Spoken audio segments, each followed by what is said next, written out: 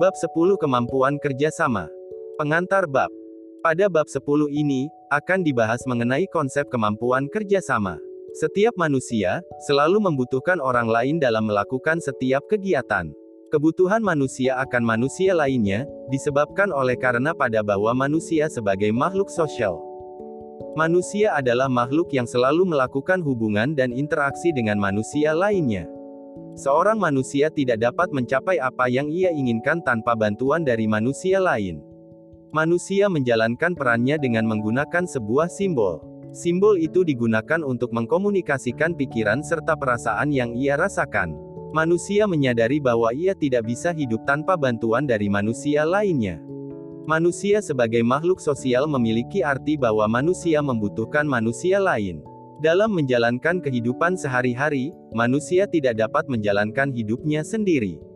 Bahkan dalam memenuhi kebutuhannya, manusia memerlukan manusia lain untuk membantunya. Tanpa mengenal siapa dan apa jabatan manusia tersebut, setiap manusia selalu membutuhkan manusia lainnya. Setiap manusia dalam bermasyarakat pasti melakukan komunikasi, sosialisasi dan juga interaksi dengan masyarakat lainnya. Manusia sebagai makhluk sosial sudah terjadi sejak ia lahir. Seorang manusia yang akan lahir pun membutuhkan manusia lain untuk memberikan pertolongan. Tujuan umum. Setelah membaca dan mempelajari bab ini, mahasiswa diharapkan mampu memahami, menjelaskan dan menerapkan konsep dan teori-teori tentang kerjasama, dan bagaimana manusia saling berhubungan dan membutuhkan orang lain. Adanya saling keterkaitan dan saling membutuhkan antar manusia satu dengan manusia lainnya ini, membuat mahasiswa menyadari betapa pentingnya kerjasama, baik dalam pergaulan maupun dalam dunia kerja nantinya. Tujuan khusus. Setelah mengikuti pembelajaran materi kepercayaan diri ini, mahasiswa diharapkan 1. Mampu menjelaskan konsep manusia sebagai makhluk sosial. 2. Mampu menjelaskan urgensi dan jenis hubungan manusia. 3. Mampu menjelaskan manfaat dan pentingnya kerjasama. 4. Mampu menjelaskan cara membentuk kerjasama yang efektif.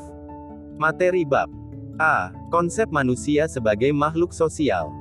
Sudah kodratnya bahwa manusia sebagai makhluk sosial berawal dari kemampuan yang terbatas yang dimiliki oleh manusia untuk memenuhi kebutuhan hidupnya, kemudian timbullah sifat membutuhkan bantuan dari orang lain. Manusia tidak akan bisa hidup sebagai manusia bila tidak hidup di tengah-tengah manusia lainnya. Ketika bayi lahir, ia memerlukan bantuan dari orang tuanya. Bayi sama sekali tidak berdaya ketika lahir, ia tidak dapat mempertahankan hidupnya tanpa adanya pertolongan dari orang lain. Berbeda halnya dengan hewan, sapi misalnya, ketika hewan ini lahir dalam hitungan beberapa menit saja ia sudah dapat berdiri dan berjalan mengikuti induknya. Hewan ini bisa mempertahankan hidupnya walaupun tanpa pertolongan hewan lain, karena hewan ini dibekali dengan insting. Insting atau naluri adalah sesuatu yang dibawa sejak lahir yang diperoleh bukan melalui proses belajar. Manusia berbeda dengan hewan, untuk mempertahankan hidupnya manusia dibekali dengan akal. Insting yang dimiliki manusia sangat terbatas, ketika bayi lahir misalnya, ia hanya memiliki insting menangis. Manusia memiliki akal untuk digunakan dalam mempertahankan hidupnya dan potensi yang ada dalam diri manusia tersebut hanya mungkin berkembang apabila ia hidup dan belajar di tengah-tengah manusia. Kaitannya dengan manusia sebagai makhluk sosial, manusia selalu hidup bersama-sama dengan manusia lainnya. Manusia dikatakan sebagai makhluk sosial dikarenakan dalam diri manusia terdapat suatu dorongan dan kebutuhan untuk selalu berhubungan atau berinteraksi dengan orang lain. Selain itu, konsep manusia sebagai makhluk sosial juga menjelaskan bagaimana manusia menjadi makhluk yang tidak bisa lepas dari hubungan dengan masyarakat karena adanya dorongan untuk saling membutuhkan bantuan dari sesamanya. Secara umum, manusia dikatakan sebagai makhluk sosial karena adanya beberapa alasan, di antaranya sebagai berikut. 1. Manusia tunduk pada aturan dan norma sosial. 2. Manusia mempunyai kebutuhan yaitu kebutuhan untuk selalu berinteraksi dengan manusia lainnya. 3. Perilaku manusia mengharapkan suatu bentuk penilaian dari manusia lainnya. 4. Potensi dalam diri manusia akan selalu berkembang apabila ia hidup di tengah-tengah manusia. Konsep manusia sebagai makhluk sosial ini diperkuat dengan teori Aristoteles yang mengatakan bahwa manusia sebagai zoon politikon yang berarti satu individu dengan individu lainnya saling membutuhkan, sehingga timbul suatu bentuk keterikatan yang tidak bisa dipisahkan dalam kehidupan bermasyarakat. 1. Karakteristik manusia sebagai makhluk sosial. Manusia adalah makhluk yang bermasyarakat, yang artinya bahwa manusia dalam hidupnya akan selalu berinteraksi dengan orang lain, kemudian akan membentuk kelompok yang lebih besar dan kemudian membentuk masyarakat. Konsep manusia sebagai makhluk sosial menitikberatkan pada pengaruh masyarakat yang berkuasa atas individu. Manusia memiliki unsur-unsur keharusan biologis yang terdiri dari A. Dorongan untuk makan, B. Dorongan untuk mempertahankan jenis, dan C. Dorongan untuk melangsungkan jenis. Dari hal di atas dapat dilihat bagaimana perkembangan individu manusia sebagai makhluk sosial di mana antar individu merupakan satu komponen yang saling bergantung dan saling membutuhkan dan tidak dapat dipisahkan. Di samping adanya hasrat-hasrat atau keharusan biologis pada manusia, masih terdapat faktor-faktor lain yang mendorong manusia untuk hidup dengan berinteraksi dengan orang lain atau bermasyarakat, di antaranya A. Adanya dorongan seksual, yaitu dorongan manusia untuk mengembangkan keturunan atau jenisnya. B. Adanya kenyataan bahwa manusia adalah makhluk yang lemah. Oleh karena itu ia selalu mendesak atau menarik kekuatan bersama yang terdapat dalam perkumpulan dengan orang lain. C. Karena adanya kebiasaan pada tiap-tiap diri manusia. Manusia bermasyarakat karena ia telah terbiasa mendapat bantuan yang bermanfaat yang diterimanya sejak kecil dari lingkungannya, dan D. Adanya kesamaan keturunan, kesamaan teritorial, nasib, keyakinan atau cita-cita, kebudayaan, dan lain-lain. Pada proses pembentukan diri seorang manusia tidak dapat terlepas dari pengaruh kehidupan masyarakat. Karena dari sinilah terdapat sebuah interaksi atau komunikasi di mana dari interaksi tersebut manusia membentuk dirinya melalui proses meniru.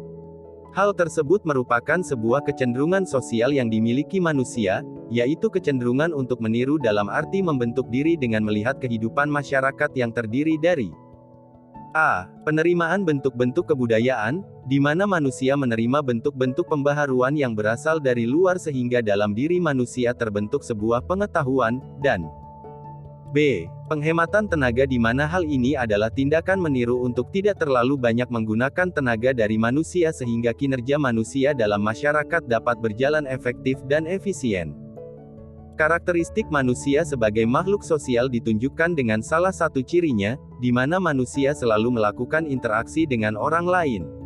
Interaksi manusia tersebut dipengaruhi oleh beberapa faktor personal yang secara garis besar terdiri dari A. Tekanan emosional. Hal ini merupakan hal yang sangat mempengaruhi bagaimana seorang manusia dapat berinteraksi satu sama lainnya. B. Harga diri yang rendah. Ketika manusia berada dalam kondisi di mana ia merasa direndahkan, maka manusia akan memiliki hasrat yang tinggi untuk berhubungan dengan orang lain karena dengan cara tersebut ia akan mendapatkan kasih sayang atau dukungan moral dari orang lain. Sehingga dengan cara tersebut ia dapat membentuk kondisi seperti semula, dan C. Isolasi sosial. Seseorang yang terisolasi membutuhkan suatu interaksi dengan orang yang sepaham atau sepemikiran dengannya agar terbentuk sebuah interaksi yang harmonis. Manusia tidak dapat mencapai apa yang diinginkan dengan dirinya sendiri, sehingga selalu dan hampir pasti membutuhkan orang lain. Dan memang dalam kenyataannya manusia tidak ada yang mampu menjalani kehidupan ini tanpa bantuan dari orang lain. 2. Manusia dan kedudukannya sebagai makhluk sosial. Manusia sebagai makhluk sosial juga dapat memiliki makna manusia sebagai makhluk yang hidup sebagai warga masyarakat. Dalam kehidupan sehari-hari manusia tidak dapat hidup sendiri atau mencukupi kebutuhan dirinya sendiri. Meskipun ia memiliki kedudukan dan kekayaan, tetapi manusia selalu membutuhkan orang lain. Manusia juga memiliki kecenderungan sosial seperti yang sudah disebutkan di atas tadi, bahwa manusia memiliki kecenderungan untuk melakukan komunikasi, interaksi, dan sosialisasi dengan sesamanya. Dengan demikian, dapat dikatakan bahwa manusia sejak lahir sudah disebut sebagai makhluk sosial. Pada hakikatnya sebagai makhluk sosial dan politik, manusia akan membentuk hukum, mendirikan kaidah perilaku, serta melakukan kerjasama dalam kelompok yang lebih besar. Manusia dalam hubungannya dengan masyarakat akan membentuk sebuah kelompok yang di dalamnya akan melahirkan kerjasama sosial yang merupakan sebuah syarat untuk menciptakan kehidupan yang lebih baik dalam masyarakat yang saling membutuhkan. Kedudukan manusia sebagai makhluk sosial dalam masyarakat menumbuhkan sebuah tanggung jawab untuk dapat mengayomi individu yang lebih lemah daripada wujud sosial yang besar dan kuat. Kehidupan sosial, kebersamaan, baik itu formal institusi, negara, maupun dalam bentuk non-formal, masyarakat dengan kewibawaannya wajib mengayomi individu. 3. Interaksi sosial. Manusia dalam hidup bermasyarakat akan menumbuhkan suatu hubungan timbal balik berupa saling ketergantungan dan saling membutuhkan satu sama lain. Dalam hubungan ketergantungan dan saling membutuhkan tersebut menimbulkan suatu proses yang dinamakan interaksi sosial. Interaksi berasal dari kata inter dan action. Interaksi sosial mengandung pengertian hubungan timbal balik yang saling mempengaruhi antara satu manusia dengan yang lainnya baik dalam hubungan antar individu, antar kelompok, maupun antar individu dan kelompok. Jadi, interaksi sosial dapat juga diartikan sebagai proses di mana orang-orang yang menjalin kontak dan komunikasi saling mempengaruhi satu sama lain dalam hal pikiran dan tindakan atau perbuatan. Interaksi sosial terjadi antara individu dengan individu serta antara kelompok dengan kelompok. Interaksi sosial mulai terjadi ketika dua orang bertemu, saling menyapa, berjabat tangan, berbicara atau bahkan mungkin berkelahi. Interaksi sosial memiliki ciri-ciri sebagai berikut. Jumlah pelakunya lebih dari satu orang. Terjadinya komunikasi di antara pelaku melalui kontak sosial.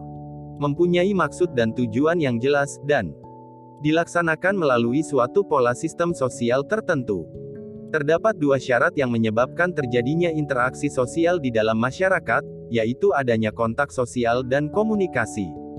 Kontak sosial adalah hubungan antara satu pihak dengan pihak lainnya dan masing-masing pihak memberikan reaksi antara satu pihak kepada pihak lainnya meskipun tidak bersentuhan secara fisik. Sedangkan komunikasi adalah hubungan timbal balik antar sesama manusia dan dapat terjadi apabila seseorang memberi arti perlakuan kepada orang lain melalui gagasan atau perasaan atas sesuatu yang ingin disampaikan orang tersebut. Apabila kedua syarat tersebut terpenuhi, interaksi sosial akan dapat berlangsung dalam masyarakat sosial.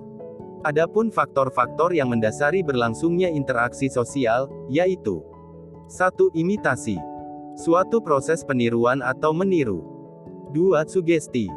Suatu proses di mana seorang individu menerima suatu cara penglihatan atau pedoman-pedoman tingkah laku orang lain tanpa dikritik terlebih dahulu.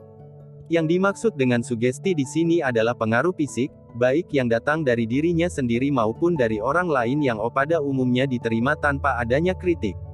Arti sugesti dan imitasi dalam hubungannya dengan interaksi sosial hampir sama. Yang membedakan adalah bahwa pada imitasi, orang yang satu mengikuti salah satu dirinya, sedangkan pada sugesti seseorang memberikan pandangan atau sikap dari dirinya kemudian diterima oleh orang lain di luarnya. 3. Identifikasi. Faktor identifikasi dalam psikologi berarti dorongan untuk menjadi identik sama dengan orang lain, baik secara lahiriah maupun batiniah. 4. Simpati. Adalah rasa ketertarikan seseorang terhadap orang lain yang didasari oleh penghormatan karena mempunyai kelebihan dan kemampuan yang patut dijadikan teladan. Rasa simpati muncul tanpa adanya suatu paksaan, tidak berdasarkan logis rasional, melainkan berdasarkan penilaian perasaan seperti halnya pada proses identifikasi. Bentuk interaksi sosial dapat dikategorikan dalam dua bentuk, yaitu interaksi sosial yang bersifat asosiatif dan interaksi sosial yang bersifat disosiatif. 1. Interaksi sosial yang bersifat asosiatif, mengarah kepada bentuk-bentuk asosiasi, hubungan atau gabungan, seperti 1. Kerjasama. Kerjasama dapat dilakukan paling sedikit oleh dua individu untuk mencapai suatu tujuan bersama. Di dalam mencapai tujuan bersama tersebut, pihak-pihak yang terlibat dalam kerja sama saling memahami kemampuan masing-masing dan saling membantu sehingga terjalin sinergi. Kerja sama dapat terjalin semakin kuat jika dalam melakukan kerja sama tersebut terdapat kekuatan dari luar yang mengancam. Ancaman dari pihak luar ini akan menumbuhkan semangat yang lebih besar karena selain para pelaku kerja sama akan berusaha mempertahankan eksistensinya, mereka juga sekaligus berupaya mencapai tujuan bersama. Kerjasama dapat dibedakan atas beberapa bentuk, berikut ini. A. Kerukunan, merupakan bentuk kerjasama yang paling sederhana dan mudah diwujudkan dalam kehidupan bermasyarakat. Bentuk kerukunan, misalnya kegiatan gotong royong, musyawarah, dan tolong-menolong. Contohnya gotong royong membangun rumah, menolong korban bencana, musyawarah dalam memilih kepanitiaan suatu acara di lingkungan RT. B. Bargaining, merupakan bentuk kerjasama yang dihasilkan melalui proses tawar-menawar atau kompromi antara dua pihak atau lebih untuk mencapai suatu kesepakatan. Bentuk kerjasama ini pada umumnya dilakukan di bidang perdagangan atau jasa. Contohnya kegiatan tawar-menawar antara penjual dan pembeli dalam kegiatan perdagangan. C. Kooptasi cooptation, proses penerimaan unsur-unsur baru dalam kepemimpinan atau pelaksanaan politik suatu organisasi agar tidak terjadi keguncangan atau perpecahan di tubuh organisasi tersebut. Contohnya pemerintah akhirnya menyetujui penerapan hukum Islam di Nanggro Aceh Darussalam yang semula masih pro kontra, untuk mencegah disintegrasi bangsa. D. Koalisi coalition, yaitu kombinasi antara dua pihak atau lebih yang bertujuan sama. Contohnya koalisi antara dua partai politik dalam mengusung tokoh yang dicalonkan dalam pilkada. E. Joint venture, yaitu kerja sama antara pihak asing dengan pihak setempat dalam pengusahaan proyek-proyek tertentu. Contohnya kerjasama antara PT ExxonMobil Co., Ltd. dengan PT Pertamina dalam mengelola proyek penambangan minyak di Blok Cepu.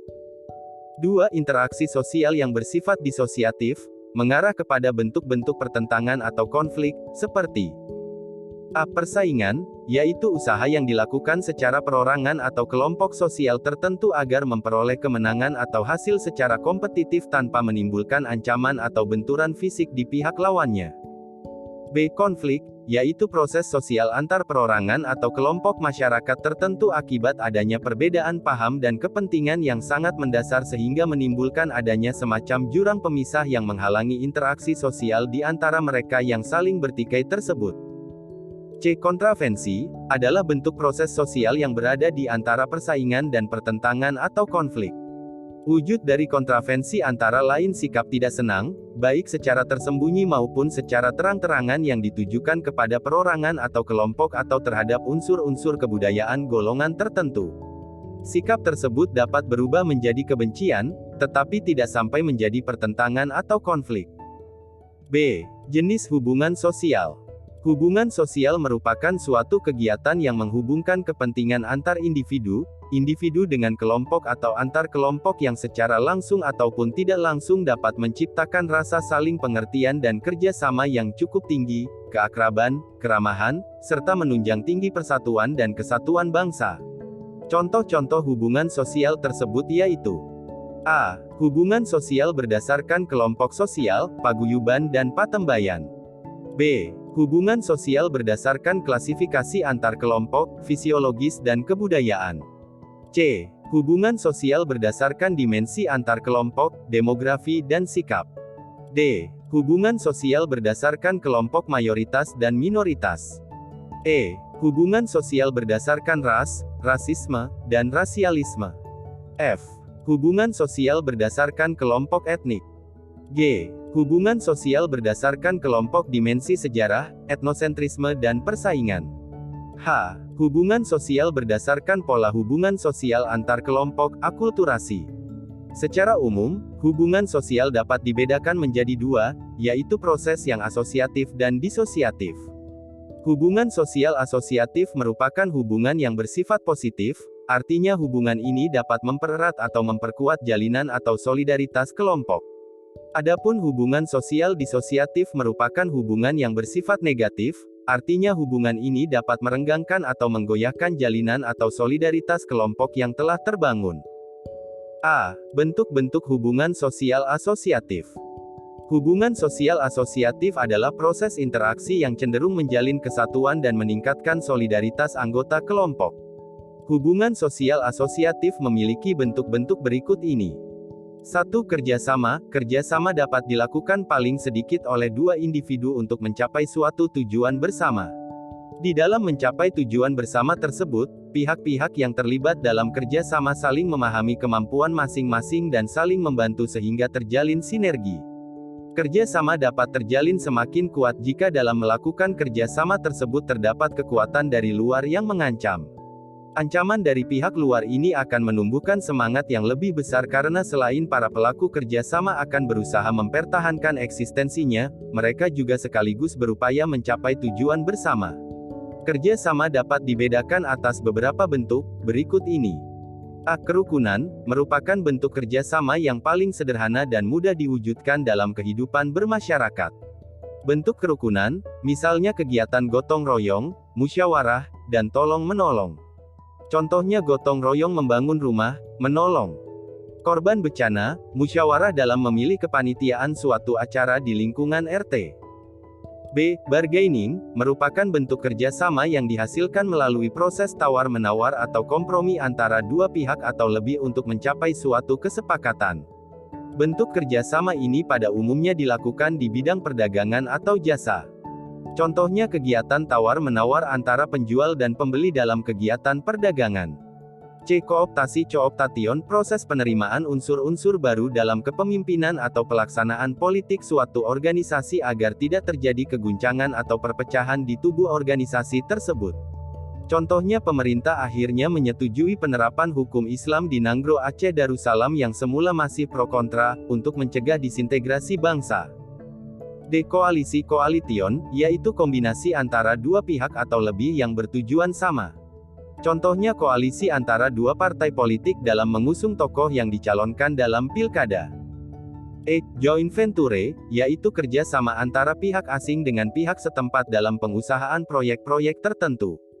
Contohnya kerjasama antara PT ExxonMobil Co., Ltd. dengan PT Pertamina dalam mengelola proyek penambangan minyak di Blok Cepu.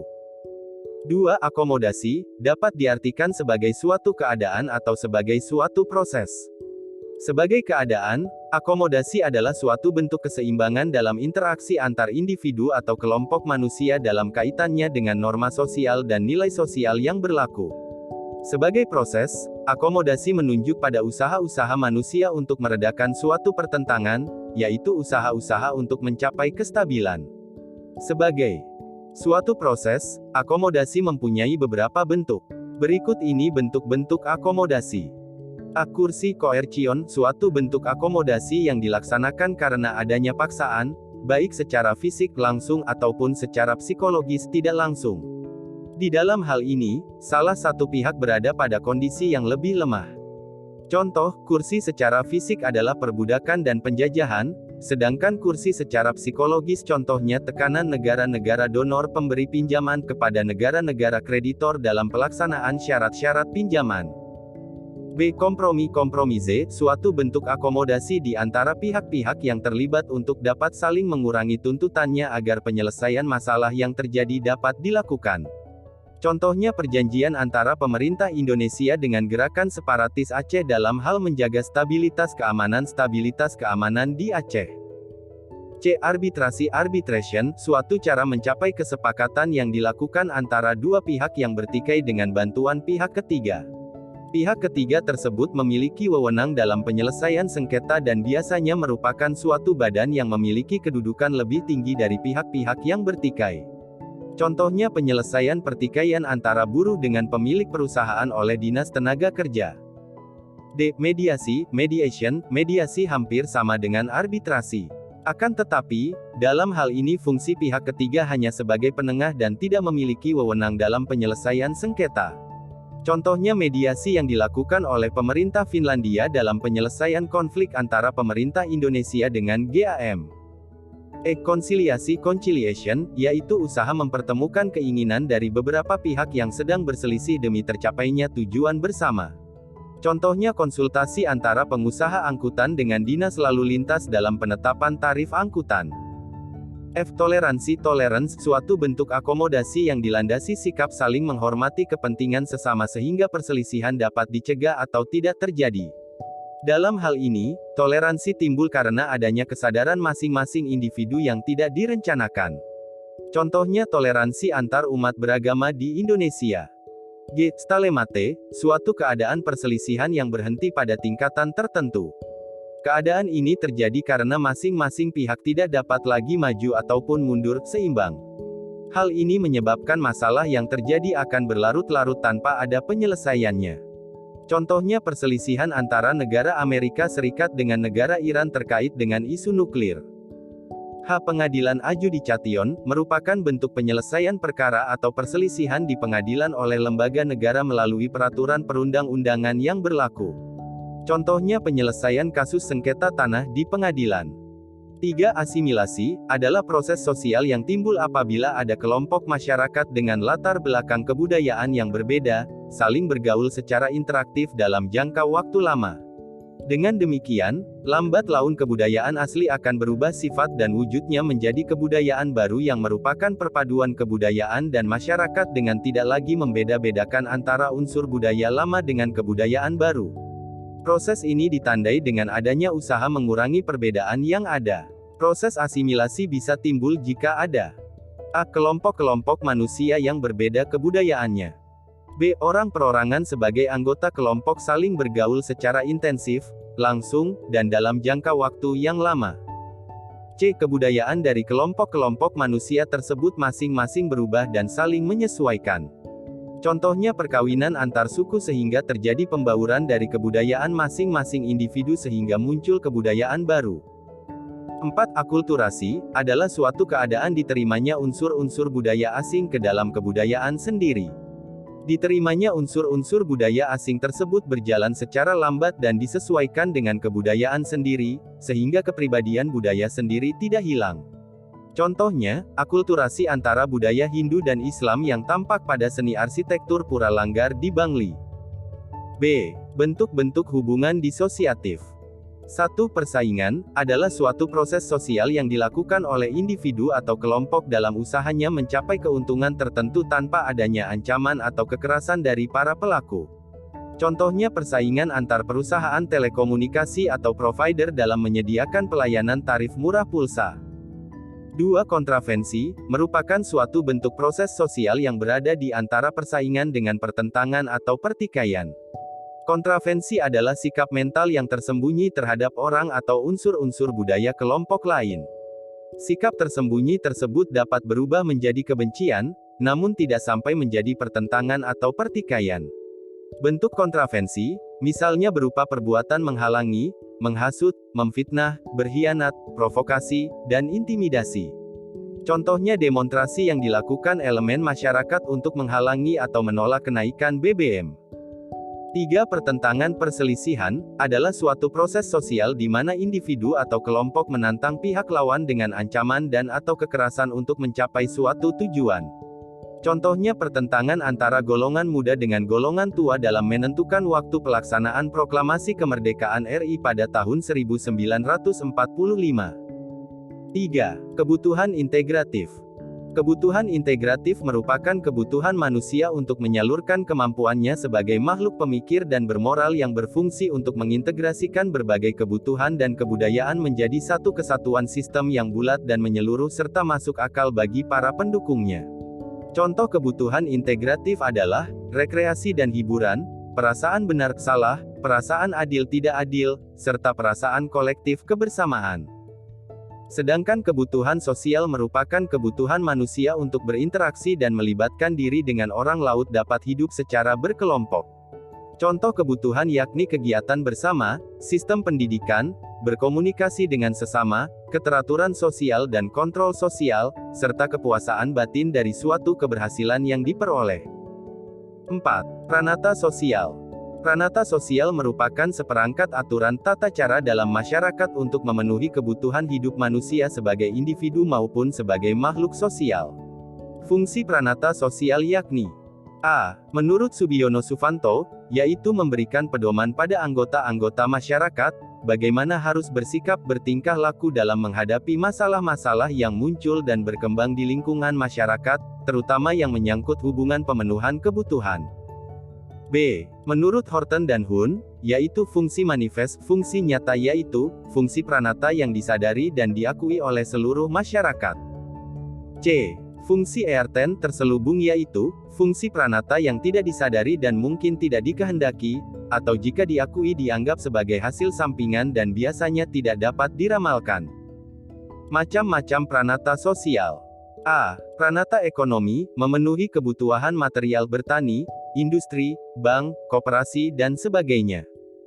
B. Pranata sosial, memenuhi kebutuhan sosial perkawinan, keluarga, sistem kekerabatan, pengaturan keturunan. C. Pranata politik, jalan alat untuk mencapai tujuan bersama dalam hidup bermasyarakat, sistem hukum, sistem kekuasaan, partai, wewenang, pemerintahan. D. Pranata pendidikan, memenuhi kebutuhan pendidikan PBM, sistem pengetahuan, aturan, kursus, pendidikan keluarga, ngaji. E. Pranata kepercayaan dan agama, memenuhi kebutuhan spiritual, upacara semedi, tapa, zakat, infak, haji dan ibadah lainnya. F. Pranata kesenian, memenuhi kebutuhan manusia akan keindahan, seni suara, seni lukis, seni patung, seni drama, dan sebagainya. 5. Pembentukan norma kelompok. Perilaku kelompok, sebagaimana semua perilaku sosial, sangat dipengaruhi oleh norma-norma yang berlaku dalam kelompok itu. Sebagaimana dalam dunia sosial pada umumnya, kegiatan dalam kelompok tidak muncul secara acak.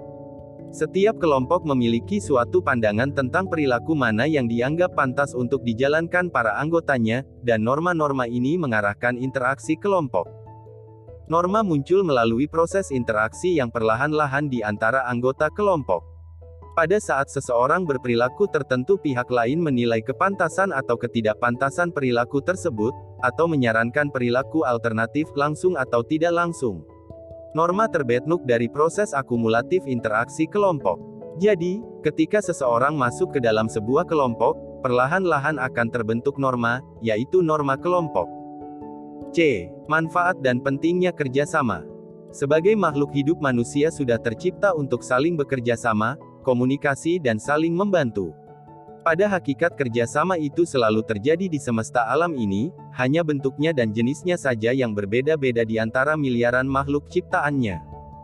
Makhluk yang dimaksud tersebut bukan hanya manusia belaka, tapi semua yang diciptakan oleh Maha Pencipta seperti tumbuhan, hewan, bulan, bintang dan lain sebagainya. Semua ciptaan Tuhan selalu bekerja sama dalam keefektivitasannya di alam semesta ini, yang mana tujuannya saling membantu untuk memenuhi kebutuhan satu sama lain. Salah satu aspek dari kerjasama adalah target atau tujuan yang akan dicapai. Melihat hal ini, maka sudah jelas bahwa dengan adanya kerjasama diharapkan diperoleh manfaat dari makhluk pihak-pihak yang bekerja sama tersebut. Manfaat kerjasama dilihat dari target tersebut adalah baik bersifat finansial maupun non-finansial. Bila ditanya 1+1 pasti Anda akan menjawab 2, tetapi dalam konsep kerjasama atau kemitraan, 1+1 harus lebih besar dari 2, 1+1 lebih besar dari 2. Mengapa demikian? Sudah diuraikan sebelumnya bahwa pihak-pihak yang bekerja sama masing-masing memiliki kelebihan dan kekurangan masing-masing. Oleh karena itu, keduanya berusaha menutupi kekurangan masing-masing dengan kelebihan yang dimiliki oleh pihak lain atau pihak yang bermitra. Dengan demikian, diharapkan hasil yang dicapai dari kerjasama usaha harus lebih baik atau lebih besar dibandingkan jika dikelola sendiri tanpa kerjasama dengan pihak lain.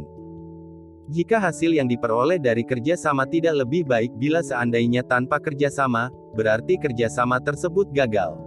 H. Kusnadi, 2003, mengatakan bahwa berdasarkan penelitian kerjasama mempunyai beberapa manfaat, yaitu sebagai berikut. 1. Kerjasama mendorong persaingan di dalam pencapaian tujuan dan peningkatan produktivitas. 2. Kerjasama mendorong berbagai upaya individu agar dapat bekerja lebih produktif, efektif, dan efisien. 3. Kerjasama mendorong terciptanya sinergi sehingga biaya operasionalisasi akan menjadi semakin rendah yang menyebabkan kemampuan bersaing meningkat. 4. Kerjasama mendorong terciptanya hubungan yang harmonis antar pihak terkait serta meningkatkan rasa kesetiakawanan. 5. Kerjasama menciptakan praktek yang sehat serta meningkatkan semangat kelompok. 6. Kerjasama mendorong ikut serta memiliki situasi dan keadaan yang terjadi di lingkungannya, sehingga secara otomatis akan ikut menjaga dan melestarikan situasi dan kondisi yang telah baik. Moh. Jafar Hafsah, 2000, melihat manfaat kerjasama, antara lain dibedakan atas. 1. Manfaat produktivitas. Produktivitas adalah suatu model ekonomi yang diperoleh dari membagi output dengan input. Produktivitas sama dengan output, input. Dengan formulasi di atas dan sesuai dengan rumus 1+1 lebih besar dari 2 sebelumnya, maka produktivitas dikatakan meningkat bila dengan input yang tetap diperoleh output yang semakin besar. Selain itu, produktivitas yang tinggi dapat diperoleh dengan cara mengurangi penggunaan input, dengan syarat tidak mengurangi kualitas, sehingga dengan output yang tetap dengan penggunaan input yang sedikit menunjukkan adanya peningkatan produktivitas. 2. Manfaat efisiensi. Manfaat efisiensi dapat diartikan sebagai dicapainya cara kerja yang hemat, tidak terjadi pemborosan, dan menunjukkan keadaan menguntungkan, baik dilihat dari segi waktu, tenaga maupun biaya. Ini dapat dicapai karena dalam kerja sama mengikat pihak-pihak yang bekerja sama untuk mentaati segala kesepakatan, serta terjadi spesialisasi tugas dan tanggung jawab sesuai dengan kemampuan yang dimiliki masing-masing. Contohnya adalah ada 2 perusahaan atau 2 wirausaha yang bekerja sama, mis. A dan B. Perusahaan atau wirausaha A memiliki kelebihan dalam modal berupa teknologi dan sarana produksi, namun tidak memiliki tenaga kerja yang cukup. Sedangkan, perusahaan atau wirausaha B memiliki tenaga kerja, namun kurang memiliki sarana produksi, modal, yang cukup. Oleh karena itu, dengan menggabungkan 2 kelebihan dari perusahaan A dan B tersebut akan dapat dicapai penghematan tenaga maupun sarana produksi yang merupakan kekurangan atau kelemahan yang dimiliki kedua perusahaan. Tanpa kerjasama, maka perusahaan A tidak dapat mengoptimalkan modalnya karena tidak ada tenaga kerja yang mengoperasikannya dan perusahaan B tidak dapat mempekerjakan tenaga kerjanya karena tidak adanya modal dan sarana produksi. 3. Manfaat jaminan kualitas, kuantitas, dan kontinuitas. Sebagai akibat adanya manfaat produktivitas dan efisiensi, maka dengan kerjasama akan dicapai pula manfaat kualitas, kuantitas, dan kontinuitas. Dengan adanya penggabungan 2 potensi dan kekuatan untuk menutupi kelemahan dari masing-masing pihak yang bekerja sama, bermitra, maka akan dihasilkan tingkat produktivitas yang tinggi dan efisiensi serta efektivitas. Produktivitas menunjukkan manfaat kuantitas dan efisiensi serta efektivitas menunjukkan manfaat kualitas. Dengan kualitas dan kuantitas yang dapat diterima oleh pasar, maka akan dapat menjamin kontinuitas usaha. 4. Manfaat dalam risiko. Sebagaimana diuraikan pada kegiatan belajar 1, kerja sama pada intinya menunjukkan adanya kesepakatan antara 2 orang atau lebih yang saling menguntungkan dan kedua pihak memberi kontribusi atau peran yang sesuai dengan kekuatan dan potensi masing-masing pihak, sehingga keuntungan atau kerugian yang dicapai atau diderita kedua pihak bersifat proporsional, artinya sesuai dengan peran dan kekuatan masing-masing. Hal ini menggambarkan bahwa dalam kerjasama, ada rasa senasib sepenanggungan antara pihak yang bermitra. Dalam hal ini risiko yang dihadapi termasuk resiko menderita kerugian dalam pengelolaan usaha ditanggung bersama antara pihak yang bermitra, sehingga resiko yang ditanggung masing-masing pihak menjadi berkurang. D. Cara membentuk kerjasama yang efektif. Kerjasama merupakan salah satu fitrah manusia sebagai makhluk sosial. Kerja sama memiliki dimensi yang sangat luas dalam kehidupan manusia, baik terkait tujuan positif maupun negatif. Dalam hal apa, bagaimana, kapan dan di mana seseorang harus bekerja sama dengan orang lain tergantung pada kompleksitas dan tingkat kemajuan peradaban orang tersebut. Semakin modern seseorang, maka ia akan semakin banyak bekerja sama dengan orang lain, bahkan seakan tanpa dibatasi oleh ruang dan waktu tentunya dengan bantuan perangkat teknologi yang modern pula. Kerja sama yang efektif melibatkan berbagai kompleks, faktor yang saling berhubungan. Apakah di tempat kerja, atau dalam olahraga, atau di antara anggota komunitas, kerjasama yang efektif dapat menghasilkan hasil yang luar biasa. Ada sejumlah faktor yang diperlukan untuk melekat bersama-sama agar dapat bekerja sama dengan efektif. Berikut ini adalah beberapa faktor yang sangat penting untuk membangun tim agar dapat bekerja sama dengan efektif. Di bawah ini adalah hal-hal yang terkait dengan kerja sama adalah 1. Kerja sama efektif adalah tentang kepemimpinan yang bagus. Salah satu aspek yang paling penting kerja sama efektif adalah kepemimpinan yang efektif. This means that the team leader should have the skills to create and maintain a working culture that is positive. Hal ini membantu untuk memotivasi dan bahkan mengilhami anggota tim untuk terlibat dalam menciptakan suatu lingkungan di mana ada pendekatan positif untuk bekerja bersama dengan tingkat komitmen yang tinggi. Seorang pemimpin tim yang baik adalah orang yang tidak hanya berfokus dirinya sendiri pada tujuan dan arah tim, tetapi juga memastikan bahwa anggota lain dari tim berbagi fokus ini. 2. Kerja sama efektif adalah tentang komunikasi. Salah satu aspek kunci dari kerjasama yang efektif adalah komunikasi yang terbuka, di mana hal itu memungkinkan para anggota tim untuk mengartikulasikan perasaan mereka, mengungkapkan rencana mereka, berbagi ide, dan memahami sudut pandang masing-masing. 3. Kerja sama efektif adalah tentang mendefinisikan peran. Adalah penting bagi tim untuk mengetahui dengan jelas apa tujuan mereka adalah apa peran setiap anggota tim harus bermain, apa tanggung jawab setiap orang, apa yang tidak berada dalam lingkup mereka, dan sumber daya mereka untuk mencapai tujuan mereka. Pemimpin tim dapat mengaktifkan ini dengan mendefinisikan tujuan secara jelas di depan. 4. Kerja sama efektif adalah tentang tata cara membuat resolusi konflik. Cara terbaik untuk mengatasi konflik adalah untuk memiliki metode yang terstruktur untuk menyelesaikan mereka. Anggota tim harus memiliki cara untuk mengekspresikan pendapat mereka tanpa takut kepada siapapun. Disarankan untuk pemimpin tim untuk benar-benar duduk dengan pihak-pihak dalam konflik dan mencari perbedaan di antara mereka, tanpa memihak dan memastikan untuk tetap objektif. 5. Kerja sama efektif adalah tentang menetapkan contoh baik. Dan akhirnya, kerja sama efektif hanya dapat terjadi ketika pemimpin tim menetapkan contoh yang baik, yang dapat ditiru oleh anggota tim agar tim berkomitmen, positif, dan termotivasi. Bahkan jika itu berarti memaksa diri, penting untuk mempertahankan sikap mendukung dan selalu positif. Dalam buku 17 Hukum Kerjasama Tim yang Efektif karya John C. Maxwell disebutkan mengenai prinsip-prinsip penting dalam membangun tim yang diperlukan untuk meraih sukses dalam bisnis, keluarga, ataupun organisasi yaitu sebagai berikut. 1. Hukum nilai kerjasama. Tim itu memaksimalkan kemampuan seorang pemimpin dan meminimalkan kelemahannya. Semua membagi kehormatan atas keberhasilan yang diraih dan berbagi kekecewaan atas kekalahan yang diderita. 2. Hukum gambaran besarnya.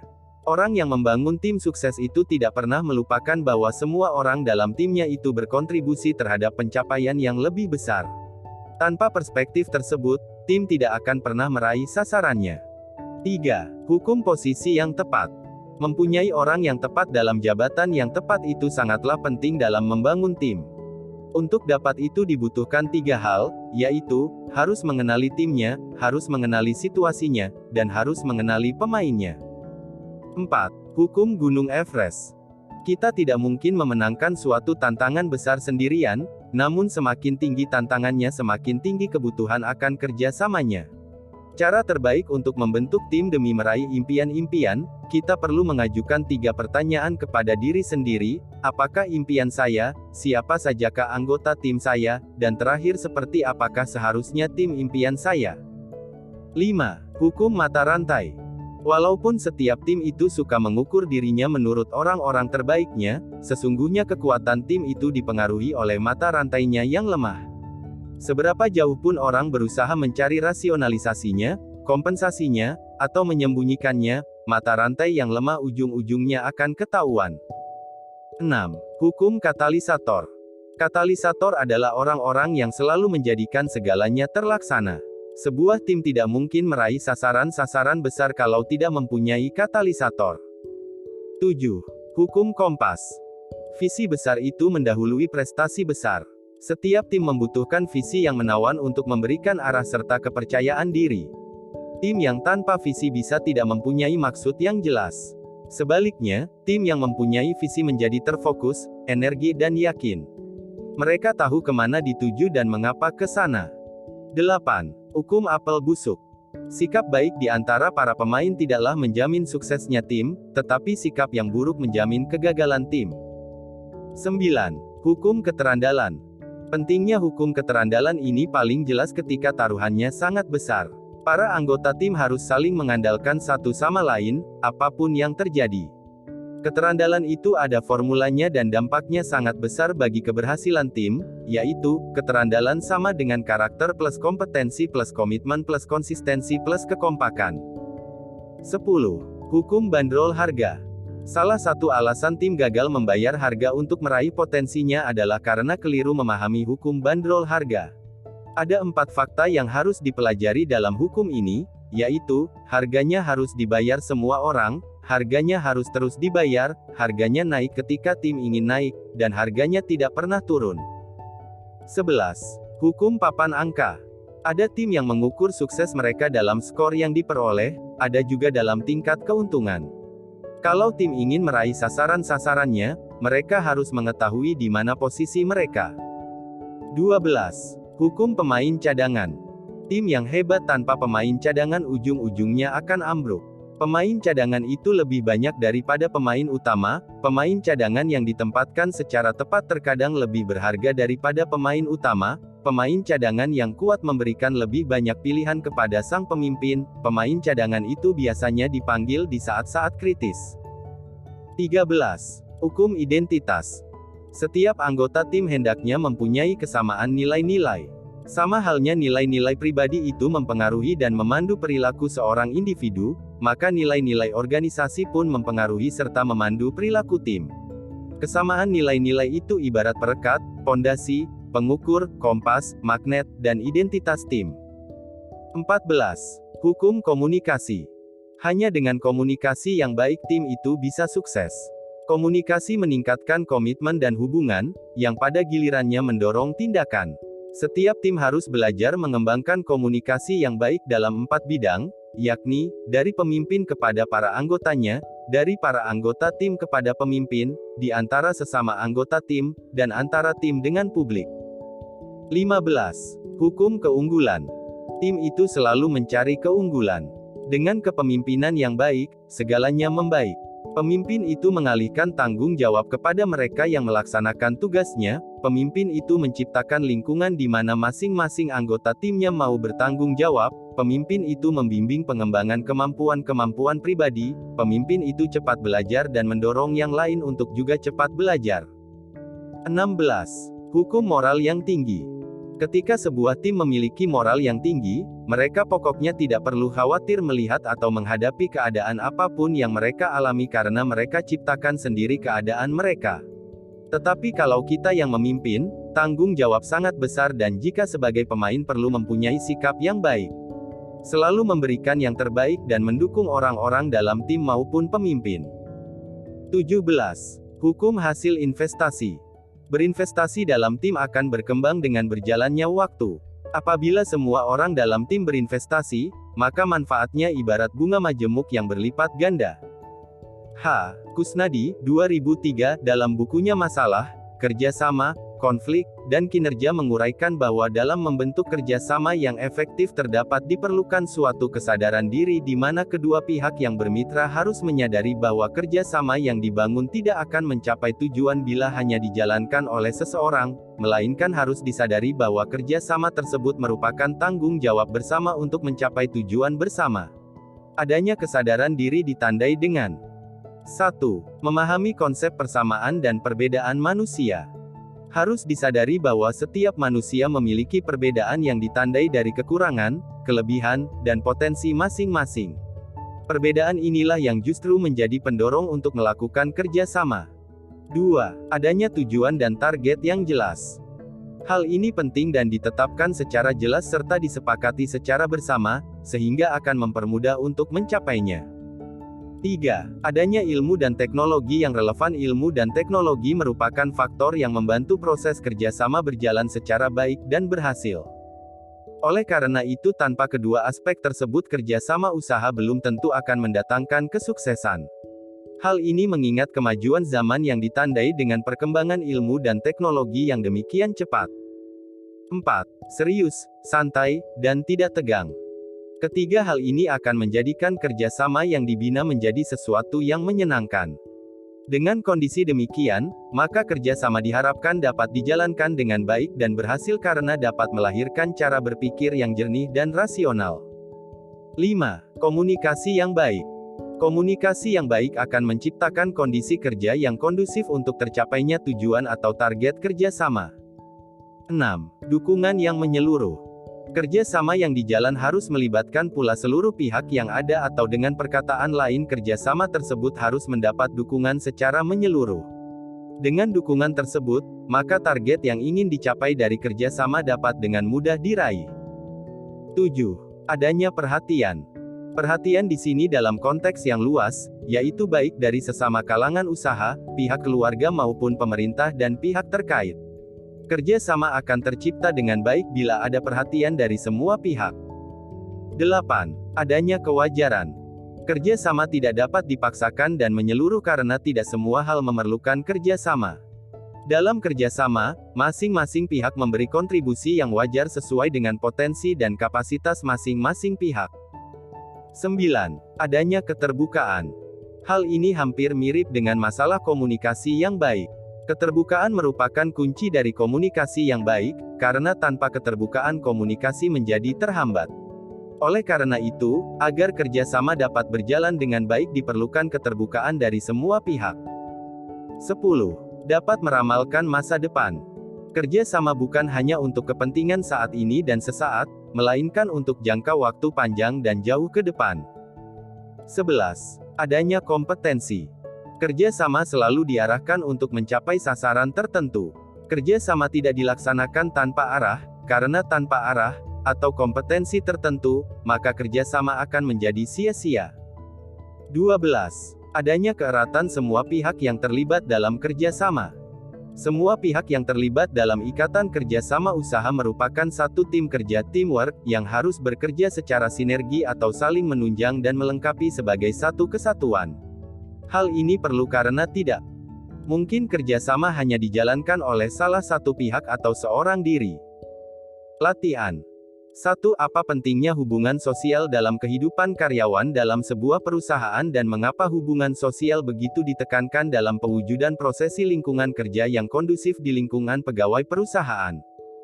2. Sebutkan faktor-faktor apa saja yang mendukung fakta bahwa manusia selalu membutuhkan bantuan dari manusia lain.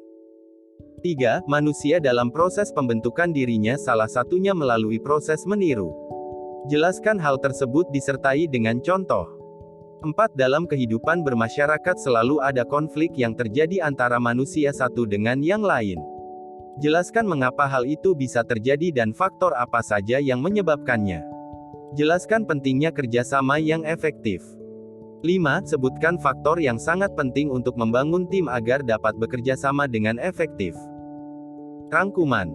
Manusia sebagai kodratnya adalah makhluk sosial. Bermula dari kemampuan yang terbatas yang dimiliki oleh manusia dalam memenuhi kebutuhan hidupnya sehingga timbul sifat membutuhkan bantuan orang lain. Manfaat kerjasama antara lain, A. Kerjasama mendorong persaingan di dalam pencapaian tujuan, B. Mendorong individu agar dapat bekerja produktif, efektif, dan efisien. C. Mendorong terciptanya sinergi sehingga menyebabkan kemampuan bersaing meningkat. D. Mendorong terciptanya hubungan yang harmonis antar pihak terkait serta meningkatkan rasa kesetiakawanan. E. Menciptakan praktik yang sehat serta meningkatkan semangat kelompok. F. Mendorong ikut serta memiliki situasi dan keadaan yang terjadi di lingkungannya, sehingga secara otomatis akan ikut menjaga dan melestarikan situasi dan kondisi yang telah baik. Di dalam mencapai suatu maksud dan tujuan tertentu dari sebuah organisasi, hal yang paling utama bukanlah kemampuan dari masing-masing individu untuk memecahkan suatu masalah, melainkan kerjasama dari setiap individu yang ada dalam melakukan kerjasama yang baik. Dalam membangun kerjasama yang efektif terdapat beberapa pedoman yang harus dipatuhi, yaitu sebagai berikut: kesadaran diri, memahami konsep persamaan dan perbedaan manusia, adanya tujuan dan target yang jelas, adanya ilmu dan teknologi yang relevan, ilmu dan teknologi, komunikasi yang baik, dukungan yang menyeluruh, adanya perhatian, adanya kewajaran, adanya keterbukaan, dapat meramalkan masa depan, adanya kompetensi, dan adanya keeratan semua pihak yang terlibat dalam kerjasama.